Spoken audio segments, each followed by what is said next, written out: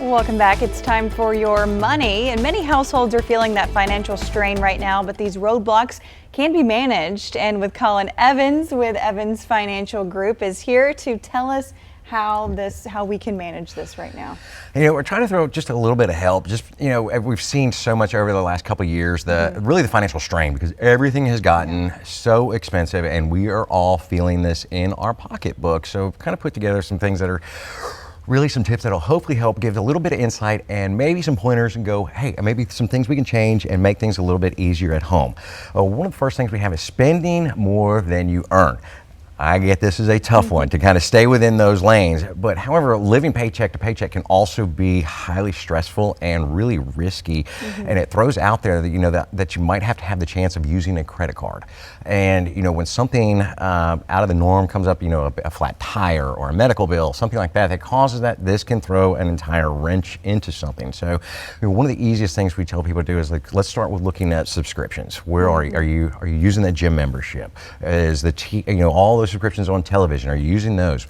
Are you door dashing a little bit much? I use it too. But it's pricey. It is, and it comes with that price. We don't realize a couple times too, even the apps that we download on our phone sometimes either have a monthly or an annual fee that can actually go up and cost us just a little bit. Right. No financial cushion. This is something you guys have heard us preach about this quite a bit on here, and we highly suggest putting something into that savings account. If it's $10 a week, $20 a week, anything.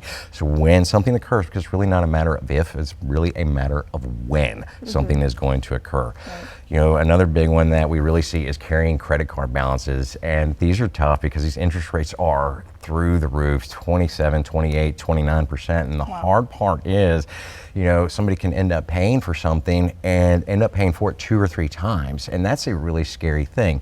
And the average, I've read an article earlier today, the average consumer debt, according to Motley Fool, is between $7,000 and $9,000 per household just on credit cards alone. So that's really that's a scary area that you really want people to be aware of. Student loans are one of the big ones that kind of get carried over, and just because of that debt, and I really think student loans are somewhat predatory on how that was done for people. But one of the easiest things you can do is look at refinancing that. If you can visit with a banker, and maybe they can pull that interest rate down. Or when you're in those low interest rate times, possibly particularly while you're still in school, maybe the time that we can accelerate payments onto some of those student loans and get that stuff out of the way.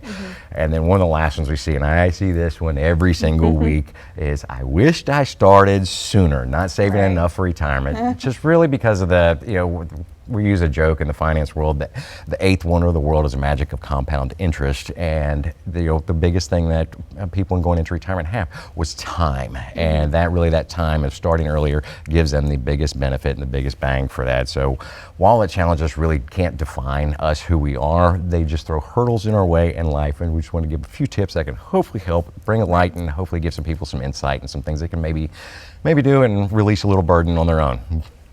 Absolutely, yes. And so if somebody was wanting to maybe get in touch with you, maybe starting an emergency fund, how would they get in touch with you to set that up? Absolutely. You can find us at evansfinancial.com or kick an email over to us, info@evansfinancial.com. All right, thanks, Colin. Now we'll send it over to Joe.